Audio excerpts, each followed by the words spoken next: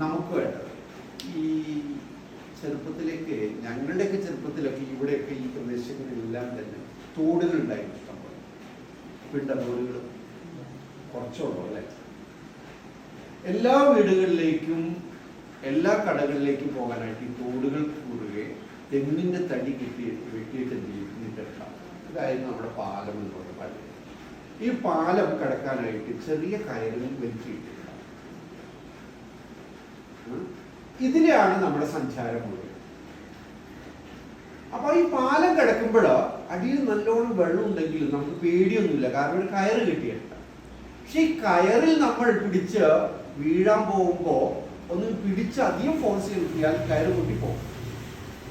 പക്ഷെ ഇതൊരു വിശ്വാസമാണ്, ഇതെന്നെ സഹായിക്കും. എന്ത്? ഈ കയർ എന്നെ സഹായിക്കുന്നുള്ളത് കോൺഫിഡൻസ് ആണ്. അതുകൊണ്ട് കൈ വെറുതെ ഇങ്ങനെ എടുത്തു വെച്ചിട്ട് സുഖമായിട്ട് നമ്മൾ കയറിപ്പോകും. That is a balance mechanism. അതൊരു ബാലൻസ് മെക്കാനിസം ആണ്. As well as this mechanism will give the confidence. ഈ മെക്കാനിസം ഒരു തരം ആത്മവിശ്വാസം നമുക്ക് ലഭിച്ചു ക്രോസ് ചെയ്യാൻ.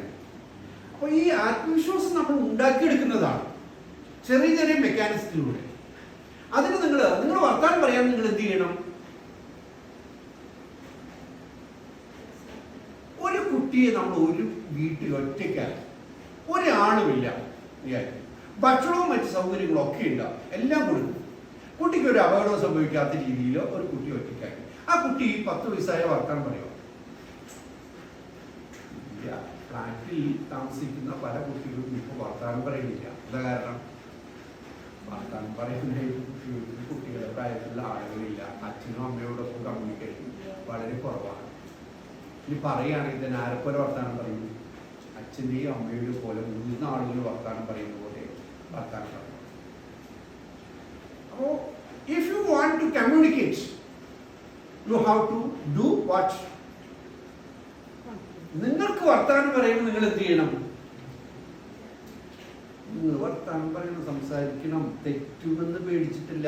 നിങ്ങൾ എല്ലാവരും നടക്കാൻ പഠിച്ചത്, നിങ്ങൾ എല്ലാവരും വർത്താനം പറയാൻ പഠിച്ചത്, നമ്മുടെ വീട്ടിലുള്ള 6 മാസം അല്ലെങ്കിൽ 1 വയസ്സ് അല്ലെങ്കിൽ 1.5 വയസ്സായിട്ടുള്ള കുട്ടികളൊക്കെ നമ്മളൊന്ന് കണ്ണു തുറന്ന് നോക്കുക. അവരച്ഛനും അമ്മയെ അനുകരിക്കാൻ തുടങ്ങുന്നു 6 മാസം കഴിയുമ്പോഴേക്കും. 1 വയസ്സും 1.5 വയസ്സും 2 വയസ്സൊക്കെ ആകുമ്പോഴേക്കും അവരെന്ത് ചെയ്ത് വർത്താനം പറയാൻ തുടങ്ങുന്നു. നമ്മൾ ഏതെങ്കിലും സ്കൂളിൽ കൊണ്ടുപോയിട്ട് അക്ഷരമാല പഠിപ്പിച്ചു, അല്ലെങ്കിൽ ഗ്രാമർ പഠിപ്പിച്ചു, പ്രാക്ടീസ് ബുക്ക് കൊടുത്തു, ഇതൊക്കെ കൊടുത്തിട്ടാണോ കുട്ടി പഠിച്ചത്? പിന്നെ എങ്ങനെയാണ്? അനുകരിച്ചതാണ്. കേട്ടും കണ്ടും കുട്ടി എന്ത് ചെയ്താണ്? അനുകരിച്ചതാണ്. അപ്പൊ നിങ്ങളും പഠിക്കാനായിട്ട് ആഗ്രഹിക്കുന്നെങ്കിൽ ആദ്യം ചെയ്യേണ്ട പ്രോസസ്സ് എന്താണ്? ഒന്നൊരു നല്ല ഭാഷ കയ്യിലുണ്ടാവണം. ജീവിതത്തിൽ വിജയിക്കും ഭരിക്കണമെങ്കിൽ എന്ത് ചെയ്യണം? ഭാഷ കയ്യിലുണ്ടാവും. അതിനു വേണ്ട ഭാഷകളിൽ ഒന്ന് ഏതാണ്? ഇംഗ്ലീഷ് ഭാഷ. അപ്പൊ അതുകൊണ്ട് നിങ്ങൾ എന്ത് ചെയ്യണം? whenever you get a chance to speak English, you will have to use it. എവിടെ ജീവിതത്തിലൊക്കെ ഒരു അവസരം കിട്ടിയാലും നിങ്ങൾ എന്ത് ചെയ്യണം? അത് ഉപയോഗിക്കണം. അങ്ങനെ ഉപയോഗിക്കുമ്പോൾ തെറ്റ് വരുമോ? തെറ്റ് വരും. തെറ്റ് വന്നോട്ടെ, വല്ല കുഴപ്പമില്ല? ഇല്ല. തെറ്റ് വന്നോട്ടെ, കുഴപ്പമില്ല, ഞാൻ വർത്താനം പറയുമെന്ന് എവിടെ നിങ്ങൾ തീരുമാനിക്കുന്നു അവിടെയാണ് നിങ്ങളുടെ ജീവിതത്തിൽ വിജയിക്കുന്നത്. നമ്മുടെ കുട്ടികളൊക്കെ തെറ്റ് വരുമെന്ന് വിചാരിച്ചിട്ട് അമ്മയോട് വർത്താനം പറയുമ്പോൾ വർത്താനം പറയാതിരിക്കില്ല. അച്ഛനോട് വർത്താനം പറയുമ്പോഴോ നിങ്ങളോട് വർത്താനം പറയുമ്പോഴോ ഒക്കെ വല്ല വർത്താനം പറയാതിരിക്കില്ല. ഇല്ല, അവർ തെറ്റൊന്നും അവർക്ക് ബോധമില്ല, അവർ വർത്താനം പറയും. പക്ഷെ അവരൊക്കെ വലുതാവുമ്പോൾ നന്നായിട്ട് വർത്താനം പറയുന്നില്ലേ എന്ന് പറഞ്ഞാൽ നിങ്ങളും ഇത് തുടങ്ങിയാൽ കുറച്ച് നാളുകൾക്കുള്ളിൽ നിങ്ങൾ എന്താവും? നിങ്ങൾ വരാം. ഞാനിത് പറയാൻ കാരണം നിങ്ങൾക്ക് ഏതൊരു കോഴ്സിന് വേണ്ടി പോകണമെങ്കിലും നിങ്ങൾക്ക് ഏതുകൂടി വേണം? ഇംഗ്ലീഷ് ലാംഗ്വേജ് കൂടി ഇല്ല. അത് നിങ്ങൾക്ക് ചെയ്യാൻ പറ്റില്ല. ഒരു വൈജ്ഞാനിക ഭാഷ എന്ന രീതിയിൽ ഇംഗ്ലീഷ് പഠിക്കാൻ പുസ്തകം വായിച്ച് മനസ്സിലാക്കാം. നിങ്ങൾക്ക് എന്തെങ്കിലും കാര്യങ്ങൾ എഴുതാൻ പറ്റും, നിങ്ങൾക്ക് എന്തെങ്കിലും കാര്യങ്ങൾ പ്രസന്റ് ചെയ്യാൻ പറ്റും. ഇതിൽ ആരെങ്കിലും CUT പോകാൻ ആഗ്രഹിക്കുന്ന ആളുകളുണ്ടോ? എൻട്രൻസ് ടെസ്റ്റ് എന്ന് പറയും. അതിന്റെ പ്രത്യേകത എന്താ? അതിന്റെ പ്രത്യേകത എന്താണെന്ന് വെച്ചാൽ കേന്ദ്ര സർവകലാശാലകളിലും സംസ്ഥാന സർവകലാശാലകളിലും ഇവയ്ക്ക് കീഴിൽ വരുന്ന കോളേജുകളിലുള്ള വിവിധങ്ങളായിട്ടുള്ള കോഴ്സുകൾ, ആ കോഴ്സുകൾ ഏകദേശം 4.3 കോടി സീറ്റുകളുണ്ട്. ചെറുതല്ല പറഞ്ഞത്, അത്ര വലിയ സീറ്റുകൾ, അത്ര അധികം സീറ്റുകൾ ഈ CUTക്ക് കീഴിൽ വരുന്നുണ്ട്. അപ്പോൾ അതൊരു വലിയ അവസരമാണ്. അത് നമുക്ക് നേടണമെന്നുണ്ടെങ്കിൽ നമ്മൾ എന്ത് ചെയ്യണം? അതിനെക്കുറിച്ച് അറിയണം.